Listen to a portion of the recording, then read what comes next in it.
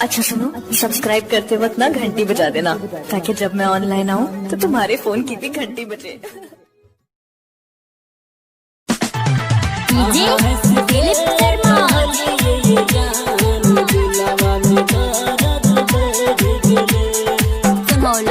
Chandrabhan Shivani recording studio गौरगामा चौक।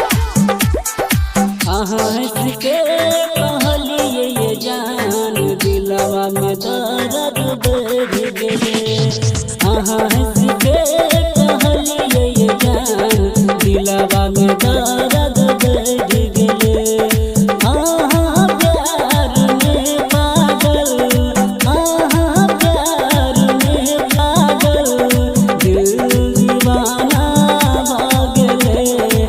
हंस के कहलिए ये जान दिलवा में दर्द बढ़ गेले।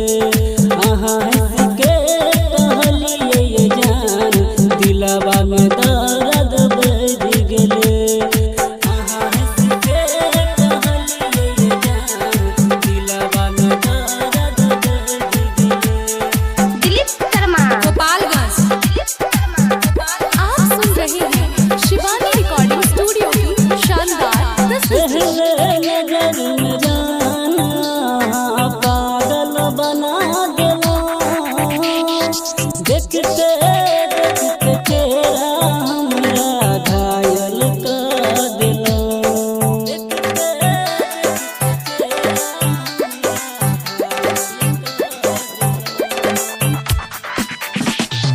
पहले नजर में जान हमरा पागल बना देला। देखते देखते चेहरा हमरा घायल कर देला।